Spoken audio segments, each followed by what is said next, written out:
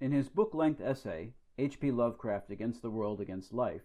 Michel Houellebecq argues that the 20th century may come to be recognized as the golden age of epic and fantasy literature, once the morbid mists of feeble avant-gardes dissipate. In support of this proposition, he cites as three pillars of 20th century literature, not the likes of Vladimir Nabokov, Marcel Proust, and James Joyce, who typically adorn the upper registers of any greatest hits list,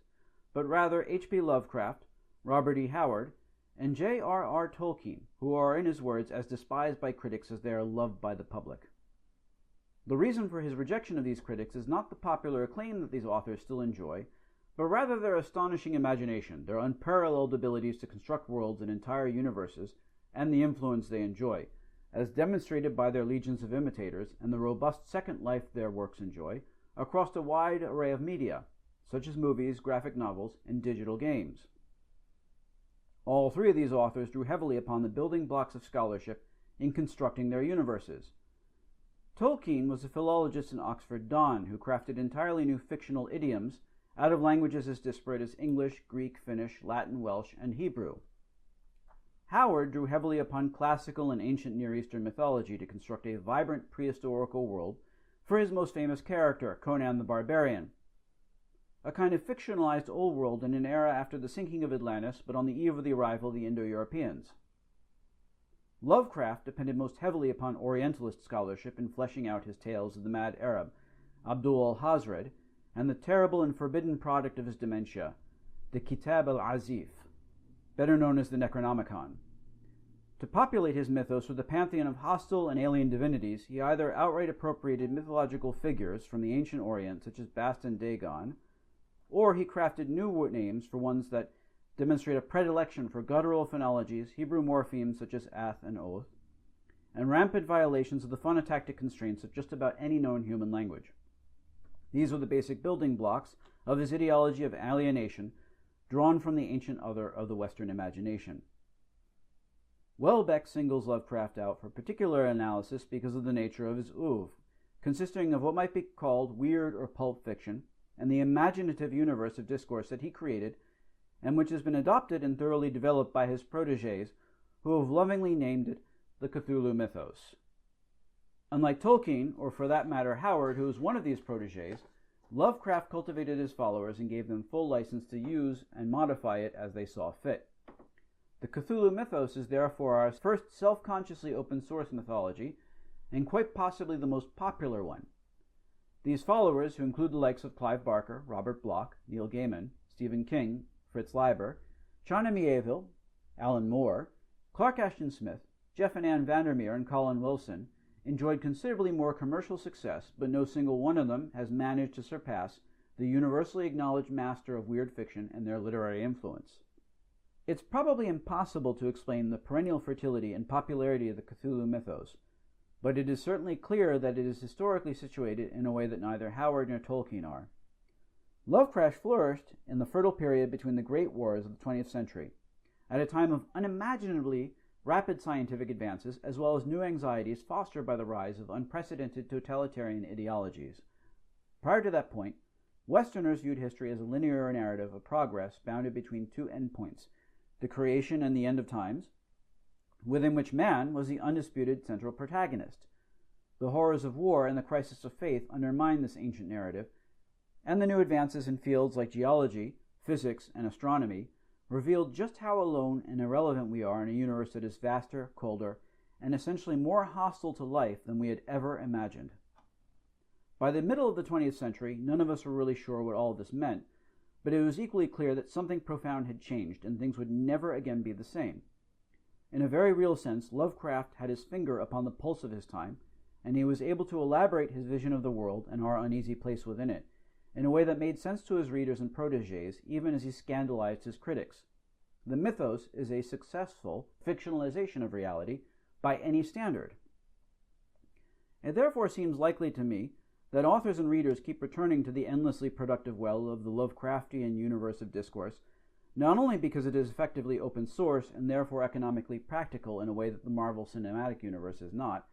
but also because Lovecraft's gospel of cosmic alienation and horror is predicated upon our shared experience of modernity in a way that no other fantasy worlds are, and as a consequence, the mythos does valuable work in communicating those precise themes to audiences at a sufficiently safe remove within a fantasy setting, allowing authors to dispense with extensive exposition, which readers find tedious, just as they need not concern themselves with the truth quotient of their fiction in the way that most 20th century novelists must. Now, at this point, you're probably all wondering what exactly all of this has to do with Middle Eastern languages. Speaking personally, from childhood, I became deeply interested in ancient Near Eastern languages and civilizations, and so I naturally gravitated towards literature that featured scholars of Semitic and Afroasiatic languages in prominent roles as protagonists. As you might imagine, there isn't much of it, and it must be admitted that this genre is dominated by Lovecraft and his followers. I wish I could say that I was introduced to the field through the works of Lovecraft, Howard, and Tolkien, but none of these fit easily into the category of what we might consider today fiction appropriate for young adults. Instead, my first foray into the study of the ancient Orient came through Edgar Allan Poe, and specifically his narrative of Arthur Gordon Pym of Nantucket. A wholesome and heartwarming tale about a young boy who stows aboard a whaling vessel departing for the South Pacific, on which he becomes embroiled in a deadly mutiny, gets cast adrift, succumbs to cannibalism, and eventually ends up in a kind of fantasy Antarctica populated by Aramaic-speaking seagulls, a lost race of black-skinned savages, and chasms mystifyingly carved into the forms of Ge'ez, Arabic, and Coptic words. It was only in my teenage years that I was able to discover Welbeck's masters of 20th century literature, especially Lovecraft, who was so deeply impressed by Poe's Pym that he wrote a kind of sequel to it, a novella entitled At the Mountains of Madness, which includes Aramaic-speaking Shoggoths as a direct homage. Lovecraft's novella, in turn, inspired a lot of good horror fiction and cinema, including John Carpenter's The Thing and Ridley Scott's Alien.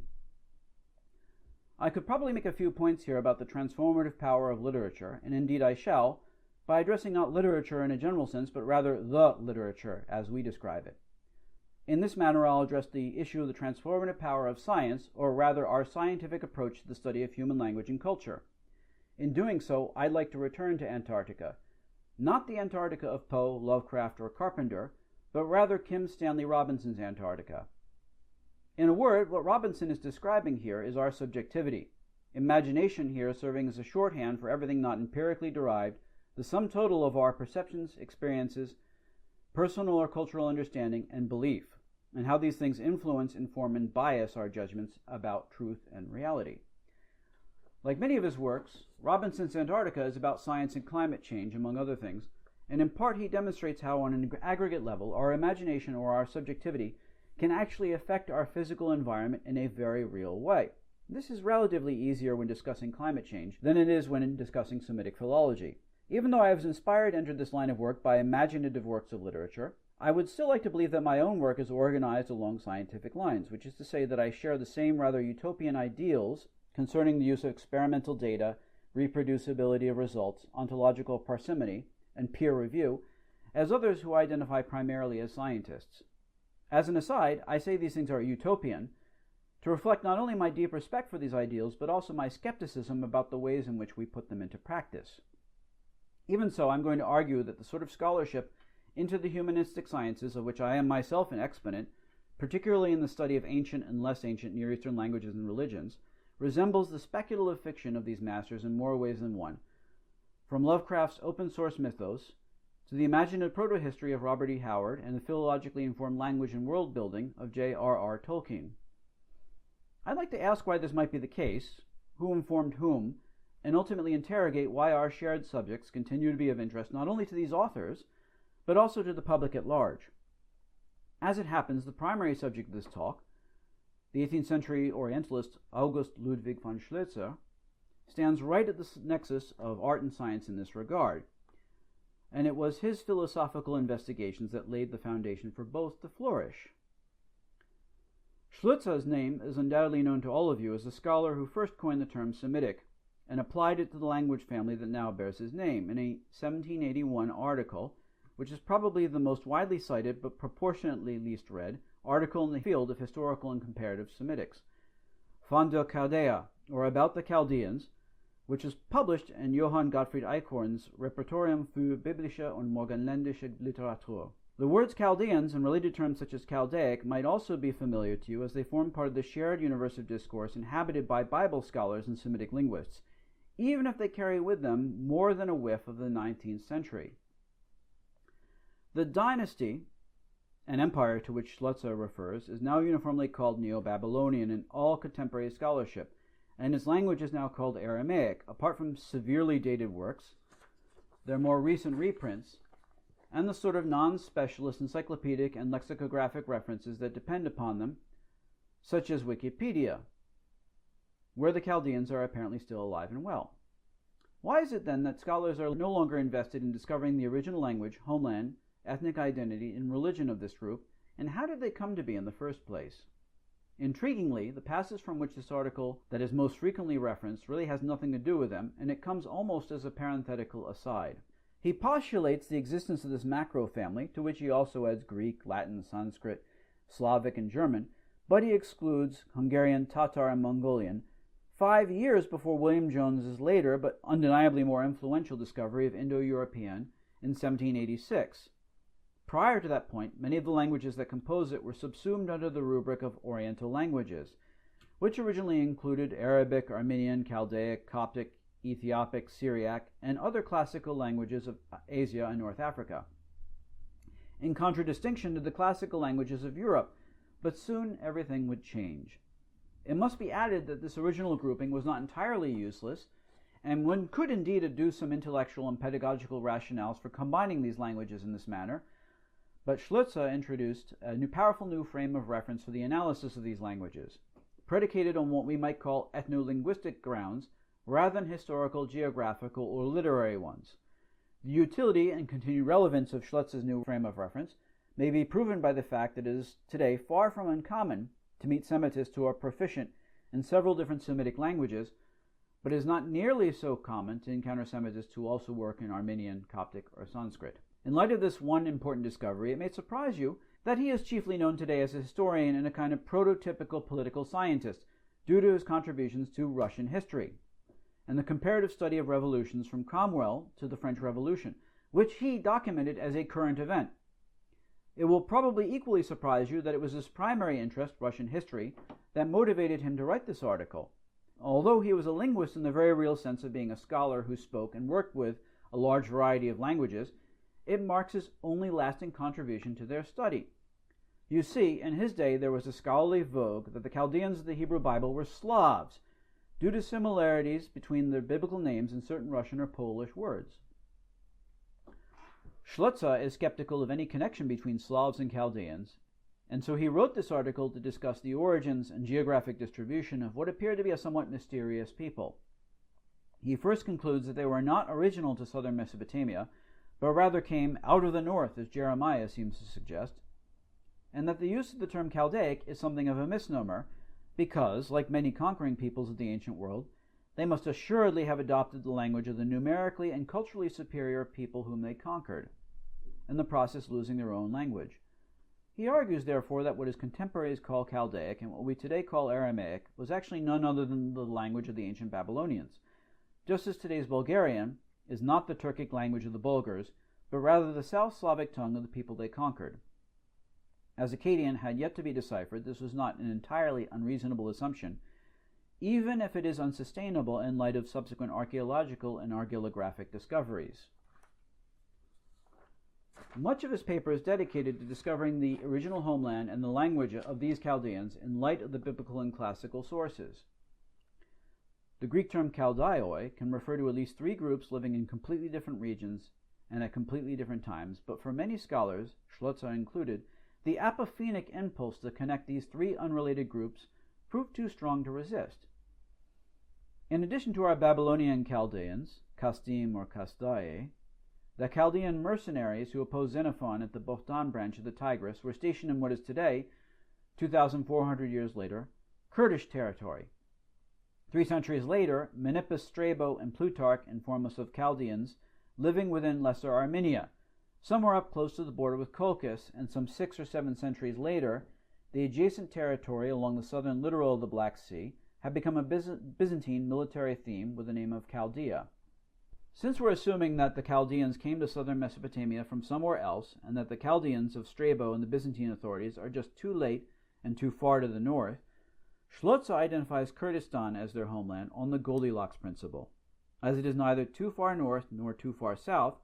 nor too early nor too late, but just right.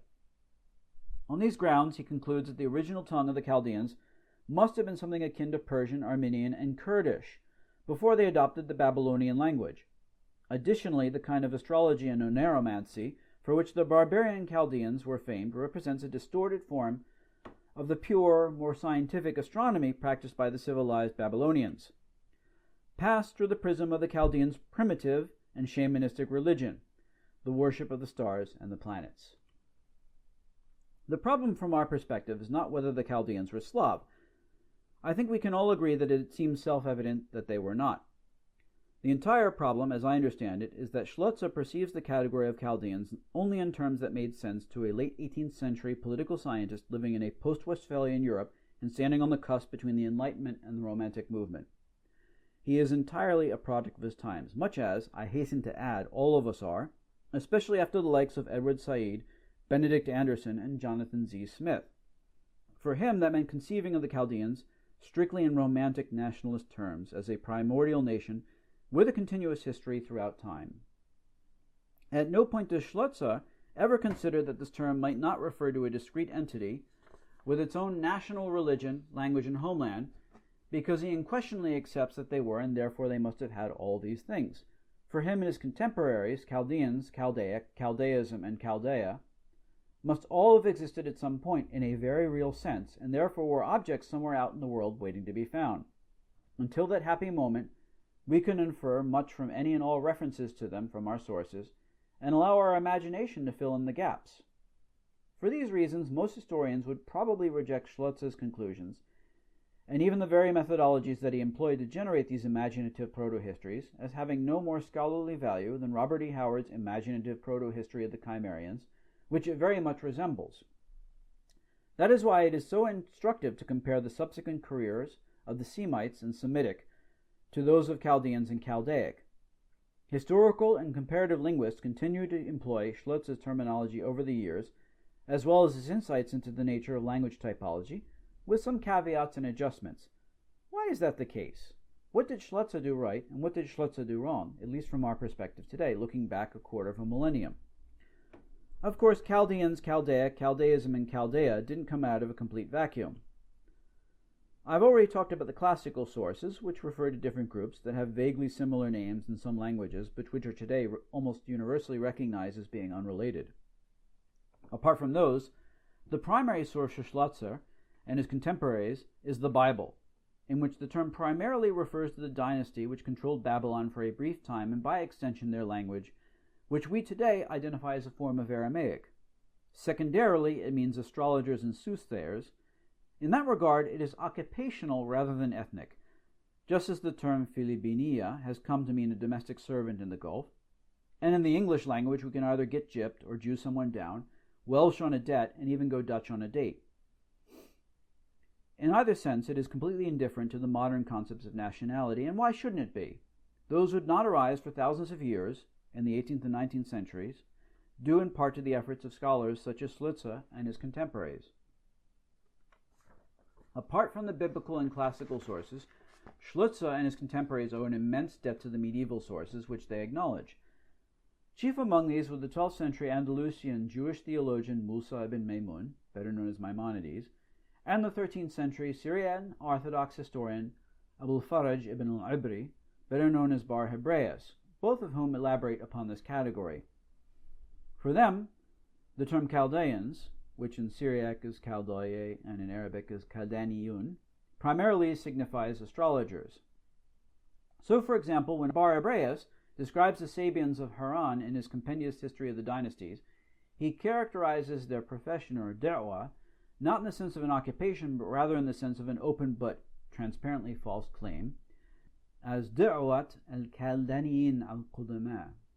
the profession of the ancient astrologers. In this he agrees with his predecessor Ibn al-Nadim and other Muslim sources who identified the Sabians of Haran as worshippers of the stars and planets, but I hasten to add that he is seemingly not making any ethnic claims here. Secondarily, he uses the same term to refer to those of his contemporaries who spoke various forms of what we today refer to as Aramaic, and were not otherwise distinguished as Syrians, as Suriore, or in Arabic, Surianiun, primarily on sectarian grounds and perhaps linguistic ones as well. In this sense, it refers to Christians adhering to the East Syrian Rite, namely those belonging to the Church of the East. Hence, when Barabreus refers to contemporary Chaldæans as opposed to ancient ones, he exclusively intends members of that denomination and never himself or his fellow Syrian Christians, or for that matter astrologers. Again, this is a sectarian claim, not an ethnic one, as Haran is no more located in Chaldean territory than his own native Malatya is, just about 250 kilometers to the north. It is not really a linguistic one, since he uses the exact same language in his liturgy that they do, albeit with a slightly different accent. Then, in 1650, the English theologian Edward Pocock first translated Barabreus for a European audience, remarking that the one thing clear to us concerning the sect of the Sabians is that their profession is absolutely the same as the profession of the ancient Chaldaeans. Here we see the beginnings of a semantic shift from Chaldaeans and Sabians as two distinct religious communities to two synonyms for a single community. Citing Pocock, his Swiss contemporary, Johann Heinrich Hottinger, expanded the range of this related term, Sabians, which in Arabic is asabi'un with a sad, to encompass other unrelated peoples in other times and other places, such as the ancient Sabaeans of southern Arabia, which in Arabic is asaba'iyun with a sin, in his Historia Orientalis, ascribing any differences in the spelling of the two names to Mohammedan ignorance. This obviously demonstrates the same apophenic impulse motivating Schlözer to loop together various and sundry unrelated groups of Chaldeans. As these scholars expanded the horizons of these terms, they came to develop their own referential and representational powers, such that Schlotzer's contemporary, the Swedish scholar Matthias Norberg, could put a factitious Chaldaism on an equal footing with Judaism and Christianity in the history of the religions, in his landmark study of the Chaldæans, published 1 year before Schlotzer's discovery of Semitic. This is an important passage in the history of scholarship, precisely because Norberg introduces two powerful new frames of reference that have survived to the present date. In a footnote to this passage, he identifies the Chaldæans as the only surviving sect of the group identified by the 4th century scholar Epiphanios as Gnostics, which with or without attribution appears in just about every subsequent description of this community that has ever been published. Additionally, as you have seen, he argues that Mandaism is what we might call a syncretic or hybrid religion, combining elements of Judaism, Christianity, and finally, Chaldaism. You can easily see that by this point, the Chaldaeans had acquired a national identity very much in the contemporary Romantic vein, with all the trappings of European nationhood, including a national language, a national religion, and a national homeland. It should be mentioned here that their subsequent association with the star-worshipping Sabaean Chaldeans had a very real and tangible effect upon Mandaeans living under Muslim rule, particularly after the collapse of traditional religious institutions, under which minorities survived and sometimes even thrived, and the rise of a new radical fundamentalism, which has proven hostile to them. Today, the Chaldaeans, Chaldaic, and Chaldaism have almost completely vanished from discourse, even though scholars from Edward Pocock to Adolf von Harnack have accepted their reality as a matter of faith, referencing them and elaborating upon them through their scholarship. This is not unexpected, considering that this category was constructed by the community of scholars over the centuries for their scholarly purposes, and socially constructed categories such as the Chaldaeans can be surprisingly evanescent and require constant attention on the part of their communities to maintain. In the absence of this effort, the impressive edifice of scholarship on Chaldaism has now completely collapsed, and the ownership of the discursive construct Chaldaean has reverted to the one community still engaged in maintaining it, the Chaldean Catholic Church, descendants of those pre-1650 Chaldaeans who entered into the full communion with the Roman Catholic Church, but who continue to follow the East Syrian Rite. This has obviously not happened with the similarly constructed category of Semitic, which we all still continue to reference and elaborate upon. The fate of these two terms and the body of scholarship that has grown around both of them are what concerns me here today. If Schlözer's imaginative proto-history of the Chaldaeans has no more value for us than Robert E. Howard's imaginative proto-history of the Cimmerians, then why should Schlözer's equally imaginative Semitic family of language inspire any more curiosity for us as scholars than Tolkien's glossopoetic Sindarin or Quenya, or the entire Elvish family of languages, which he created for his Silmarillion and other works? Let us return for a moment to those rather utopian ideals that I described as governing contemporary scientific thought, and see whether we encounter any solutions to this question by viewing Schlözer's discoveries through that prism. I fully acknowledge that the days in which Nietzsche could confidently declare that philology is the queen of the sciences are now long gone, and as a humanist, I lack the authority or credibility to speak convincingly about science in a 21st century American social context. For those reasons, I am fortunate in that I can engage the works of the Nobel Prize-winning nuclear physicist Richard Feynman, and specifically his infamous 1974 commencement address at Caltech, which addressed what he somewhat uncharitably called cargo cult science, and which we more popularly regard as pseudoscience. It was in this lecture that he tried to come up with a unifying theory of theories that don't work, and science that isn't science, and the best he could come up with was, the first principle is that you must not fool yourself, and you are the easiest person to fool. Once you have managed not to fool yourself, it's easy enough not to fool others. You just have to be honest. One of the major differences, therefore, between someone like Tolkien on the one hand and Schlözer on the other, is that Schlözer has somehow managed to fool himself into believing something, but Tolkien isn't trying to fool anyone. Apart from embracing one's inner Tolkien and dedicating oneself wholly to the arts rather than the sciences, how exactly does one avoid fooling oneself? Feynman has some ideas about this as well. What Feynman is struggling to say here, and failing partly because he is not a humanist, is that scientists must always account and control for their own subjectivity. Natural scientists are often better at accounting for and preventing human error than humanists, although not entirely so, or else Max Planck's dictum that science advances one funeral at a time would not ring quite so true. What Feynman is struggling to say here, and failing partly because he is not a humanist, is that scientists must always account for and control for their own subjectivity. Natural scientists are often better at accounting for and preventing human error than humanists, although not entirely so, or else Max Planck's dictum that science advances one funeral at a time would not ring quite so true. Now, lest you think I am picking on Schlözer as an example of a particularly low-hanging fruit, an Orientalist whose floruit was nearly a quarter of a millennium ago, and who is thus well past his expiration date, I must confess that I actually have a great deal of respect for him, and there's actually much of value in the seminal article that he wrote. In addition to his obvious erudition, particularly with regard to the classical, Arabic, and Syriac sources, he actually does lean over backwards to report everything that might invalidate a hypothesis, or at least other people's hypotheses. For example, in discussing whether the name of Nebuchadnezzar is Russian on the grounds that it could be analyzed as Nebukadnezar, heavenly king, or Nebuchadnezzar, a king fit for heaven, and that Chaldaic must therefore be none other than a Slavic language, he demonstrates a rather scientific sensibility concerning comparative linguistics and establishes 5 simple deductive principles to exclude the possibility of chance similarities or borrowings. The similarities must be systematic. A few words mean nothing.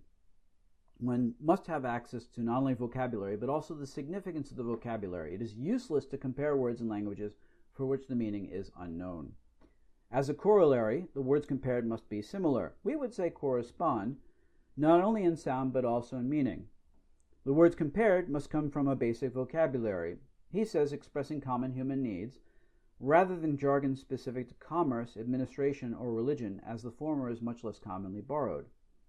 Proper nouns are quite unfit for such comparison, as they are often foreign in origin, and even when they are domestic, their original significance is more often than not lost, and they have become simply names. I submit that all these constraints are useful even today, and I wish that more comparativists would follow them. Furthermore, in the same article, he preceded William Jones in postulating something very much Indo-European, following these same principles. As you probably had noted before, he calls his family Japhetic, but his moniker obviously never really caught on. The fact that we consider William Jones to be the discovery of this family, and not Schlözer or Nathaniel Brassey Halhed, from whose 1778 Grammar of the Bengal Language, Schlözer got the idea of including the classical and modern languages of India, and that we call it Indo-European rather than something like Japhetic or Indo-Germanic,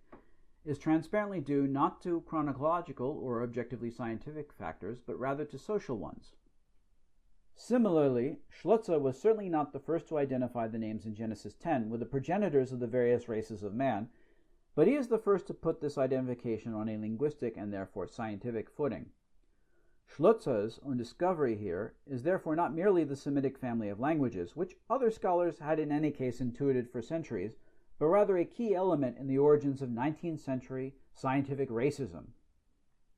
It is this discovery that has passed into the popular vernacular as demonstrated by the semantic range of the term Semite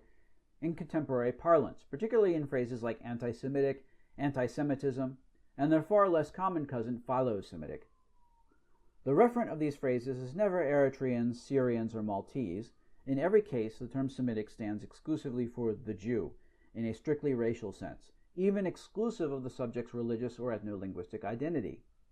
This racialized Jewish identity, based upon heredity rather than language, nationality, or religion, can only explain the circumstances under which Alabama Senate candidate Roy Moore could employ a quote-unquote Jew lawyer who happens to be an evangelical Christian, speaks no Semitic language, and was born not in Israel but rather in my own humble hometown of Asbury Park, New Jersey. While Schlözer did not by any means invent anti-Semitism,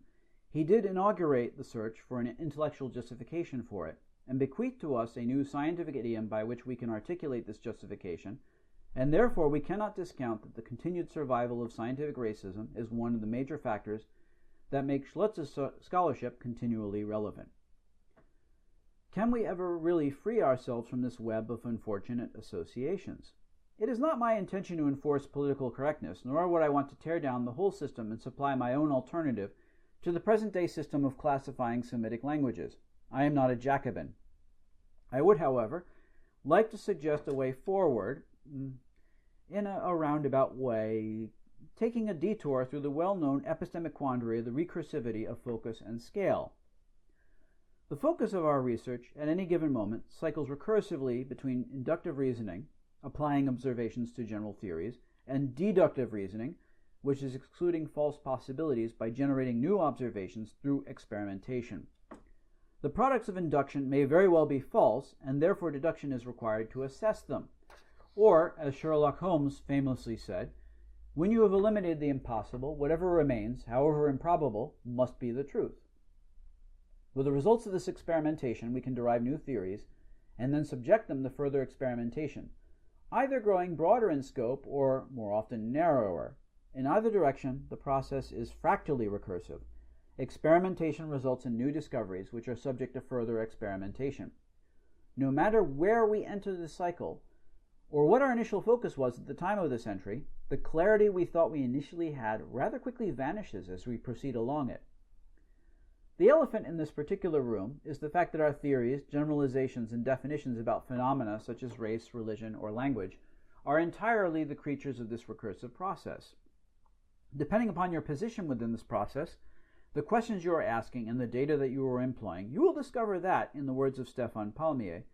pesky details increase, boundaries desolidify, and complexities proliferate on different levels, if you are doing it the right way. The valence of these theories, their applicability to the questions we are asking, is therefore largely subjective, and it's socially overdetermined. Furthermore, just as we all work with linguist definitions of terms like language and lay definitions of language, which work quite well for their users within the social context in which they are deployed, it must be admitted that there can be no one definition that satisfies everyone, because the definitions themselves can never really do justice to the fractally recursive nature of research. Their reception similarly depends upon the questions our audiences are asking and where they stand on the same cycle, and are therefore deployed in a pragmatic manner. In this manner, something that can be true at one point along the cycle devolves into half-truths further along, and perhaps at some level even into outright lies. Think of the research cycle as a roundabout. If you are providing directions to someone to navigate the roundabout, they will obviously differ depending on the position from which that person enters it. A failure to consider not only your own position, but that of your audience, can mean the difference between the successful navigation of the roundabout or a traffic disaster. The whole process is therefore irredeemably personal and subjective, the success of its production and reception informed as much by our diverse social contexts as by any empirical evidence. It is precisely for this reason that most who style themselves as scholars are deeply skeptical of efforts to popularize the subjects of their research for the general public, and they are probably right to be so, although by artificially dividing our potential audience into the invidious dyad of scholarly and lay publics, we lose sight of our own position within what is effectively a continuous and seamless spectrum of individuals situated at different points around the cycle, asking entirely different questions, for which entirely different responses are required. If I may riff off Jonathan Z. Smith for a bit, it is obvious that we have effectively constructed the subjects of our research for our own analytic purposes by our imaginative acts of comparison and generalization, and consequently we should never lose sight of the fact that they have no independent existence apart from the academy, and this, it practically goes without saying, is all the more true for such self-evidently scholarly constructs, such as Aramaic, Chaldaean, and perhaps even Semitic, although I would not venture to argue that anti-Semitism has no independent existence apart from the academy. At some level, these things exist in the sense that they do valuable work in communicating something about the nature of their subjects to us and our interlocutors, be they our scholarly colleagues or the general public, but at other levels of inquiry they disappear to be replaced by complexities and complications, and we have to modify or completely discard them in order to address these issues. At the end of the day, their value lies not in their truth quotient, to the extent that such a thing even exists, but rather in the work that they do for us and our audiences at any given time, good or bad. On that note, I'd like to finish my detour out of science and back into the arts, returning once again to Antarctica and the quote from Stanley Robinson with which I began this lecture. I hope that I have established here that Schlözer, like Lovecraft, Howard, and Tolkien, is something of a fabulist, imaginatively reworking found objects into a new narrative that deeply influences and transforms those who encounter it, with attendant effects in the real world, a bit like Lovecraft's Necronomicon. In that sense, Schlotz's contributions to the literature, by which I mean the scholarly literature, are no less profound than those of his fellow fabulists to literature in general. I would argue that his Semitic is just as critical a contribution to the genre of comparative linguistics, or, for that matter, scientific racism, as Tolkien's elves, Howard's barbarians, and Lovecraft's great old ones are to the genre of fantasy. And to be quite frank, the one informs the other in some interesting ways. For example, Tolkien openly based Khözdul, the language of his big-nosed, bearded, and mercenary dwarves, on the Semitic languages, and most particularly Hebrew. If Schlotz's Semites and Chaldæans are at some level fantasies akin to elves and dwarves, and I hope that we can at least agree that their relationships to the things that exist in the real world are at least somewhat contrived, does it then follow necessarily that they need to be discarded in the service of a more coldly rational and scientific approach to human culture? It is impossible to escape the conclusion that Schlotz's discovery of Semitic has provided the intellectual foundation for modern anti-Semitism, but at the same time Semitic also provides a framework for conceiving of Jews, Arabs, and other Middle Eastern communities in terms of their shared humanity, especially in the aftermath of Orientalism's demise, and the rise of divisive new ideologies of ethno-nationalism and religious fundamentalism. It additionally allows all these communities to conceive of themselves as sharing in the inheritance of the civilizations that preceded them in the region, and I submit that both of these things are valuable, even in, and perhaps especially in, the present day. I do not propose to throw the baby out with the bathwater, but would rather focus upon the value that the category of Semitic adds to our understanding of the region and the people who inhabit it. All four of our fabulists are master storytellers and world builders, able to employ the products of their own imagination to engage the imaginations of those who read them, and thereby expand their intellectual horizons in unprecedented and exciting ways, with attendant effects in the real world. This should be the shared goal of artists and scientists alike, and ideally we should all be aware not only of the role of our own imagination, but also the events that our speculative discourses set in motion, in order to help rather than to harm. Schlözer differs from the rest in establishing a series of 5 deductive principles to complement the intrinsically inductive nature of historical and comparative linguistics, and these principles remain as fresh and as valid today as they were in 1781 when they were first proposed. What is missing from his intervention, and from the interventions of many of those who style themselves as scientists, is a critical look at our own subjectivity,